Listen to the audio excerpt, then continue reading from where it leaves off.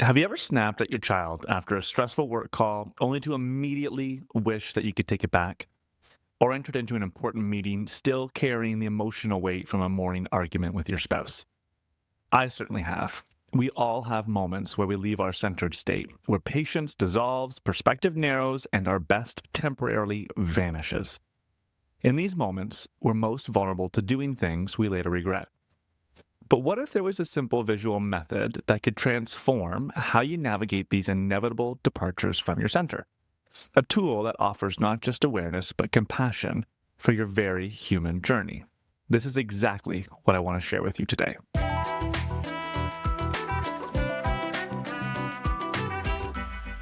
For me, being centered feels like a state of peace and patience. When I inhabit this space, I make better decisions, I act with greater integrity, I do my best work, and express love more generously.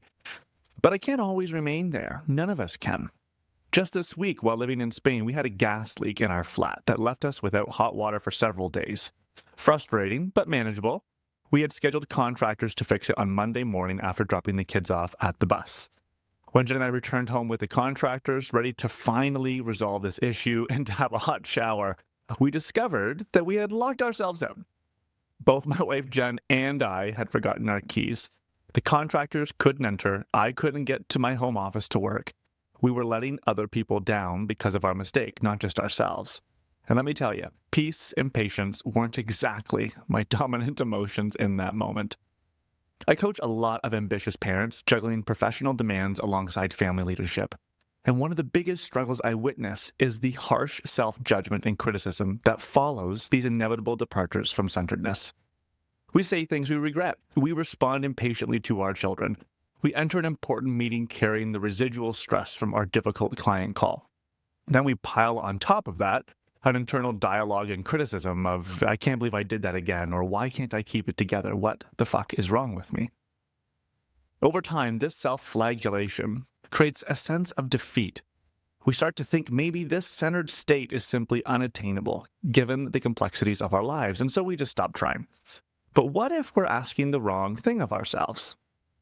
Let me offer a different way to think about this challenge. A simple image I often sketch on the back of a napkin during coaching sessions is a daisy flower. Imagine the center of the daisy represents your grounded state, the place of patience, peace, and presence that you aspire to maintain.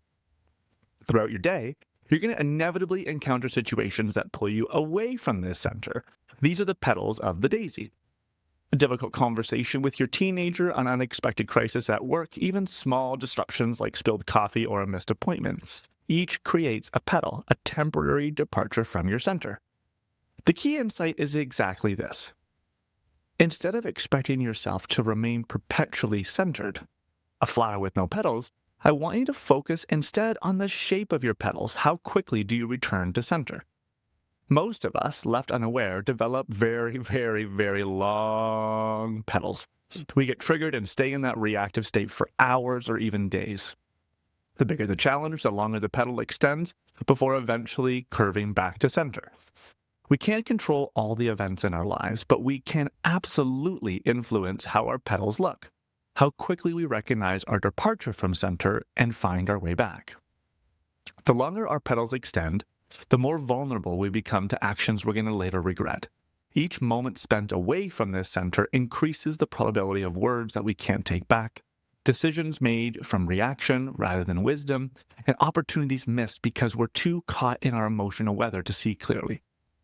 Conversely, when we develop the capacity to return to center more quickly, we spend more and more time in a harmonious state where we're not only less likely to cause harm, but we're more effective in our actions and more available to experience joy, because that's what it's all about. With many of my clients, I ask them to literally draw this daisy at the end of their day. They reflect on moments that pulled them from the center and sketch petals that represent how long they stayed away. Some days the flowers look quite haggard, to be honest with you, with long, uneven petals stretching far from center. And other days the petals are shorter and more uniform. Either way, the exercise creates awareness about our emotional patterns without judgment. You can draw these flowers from different time horizons, a day, an hour, even a single challenging experience if you want. But the point is that the visualization helps make an abstract emotional process more concrete and more manageable.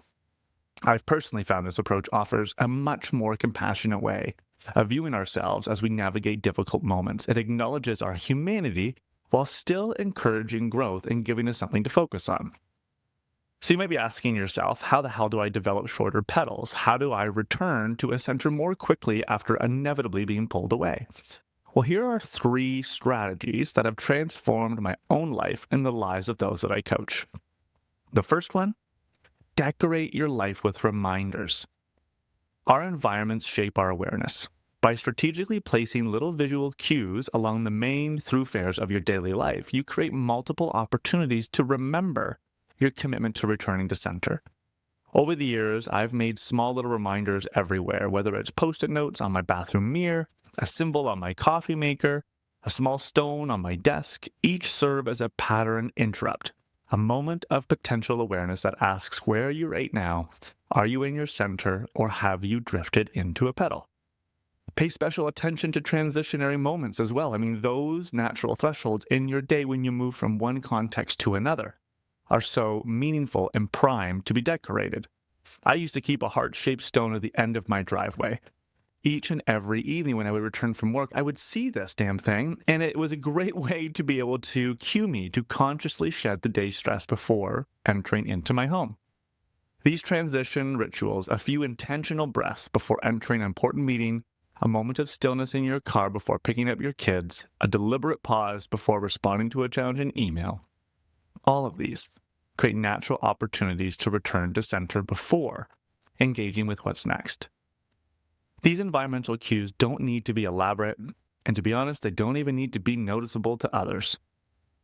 They simply need to speak to you, to whisper an invitation back to presence when you've drifted away. Better awareness inevitably leads to better choices. Without awareness, we can spend hours or even days in a reactive petal state without even recognizing it. Number 2, structural discipline. While spontaneous reminders and moments to return to center are beautiful, I've found that establishing consistent rhythms of reset throughout my day creates a foundation of centeredness that makes longer departures less likely. For me, these include non-negotiable morning time at the gym, a 20-minute contemplative walk after dropping the kids off at school, 15 to 20 minutes of reading a book with a coffee in the mid-afternoon. These aren't just pleasant activities, they're intentional reset points that bring me back to center, regardless of what the day has thrown my way. The specific practices matter less than their consistency, to be honest with you. What matters is creating regular opportunities to shed the accumulating stress and reactivity before they extend your petals too far from center. Number 3, change what you consume.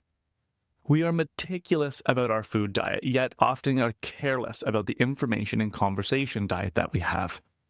What we consume mentally and emotionally affects our ability to stay centered just as profoundly as what we consume physically. Our world is saturated with content that is designed to trigger reactivity. News headlines crafted to provoke anxiety, social media algorithms that reward outrage, and conversations that revolve around problems beyond our control. Each of these pulls us from our center, often without any awareness. I've become increasingly intentional about what I allow into my mental and into my emotional space. I limit news consumption to specific times rather than constant background noise, and I've curated my social media to include voices that inspire centeredness rather than reactivity. I seek out conversations in my life that expand perspective rather than narrow it. This doesn't mean avoiding difficult conversations or living in a bubble. It means approaching information with intentionality rather than passivity. It means asking, does consuming this thing help me stay grounded and effective, or does it pull me into extended petals with no productive outcome? Having a way like this daisy method and drawing a daisy is a wonderful way to build a deeper understanding of some of these patterns. The company we keep shapes us too. When we surround ourselves with people who have mastered the art of returning to center quickly or are actively practicing it, we absorb their patterns. When we immerse ourselves in communities that value reactivity, we internalize those patterns instead. By consciously shaping what we consume, we create an internal environment more conducive to centeredness, one that naturally supports shorter petals and quicker returns to our grounded state. The beauty of this daisy method is that it redefines what success looks like. Perfection isn't the absence of petals, a centeredness so complete that nothing ever disrupts it. I mean, such a flower wouldn't even be a flower at all without those petals, right? Instead, success becomes the development of a more beautiful, balanced daisy, one whose petals extend when necessary but return to center with increasing efficiency and grace. We are human. We will leave center. The question isn't whether this is going to happen, but what shape our flower will take as a result. When I was sitting in the cafe next to my flat, waiting for the locksmith after being locked out, I asked myself in that moment, what shape do I want my flower to be today? This simple question helped me recognize my departure from center and choose to return more quickly rather than letting the frustration color my entire morning. Today, I invite you to draw your daisy. Look at its shape with curiosity rather than criticism, and notice which petals extended furthest and what might help you return to center more quickly next time. And in doing so, you'll discover not just a more compassionate relationship with yourself in these moments, but also a practical path to showing up as the parent, partner, and professional you aspire to be. Not because you never leave center, but because you've mastered the art of coming home.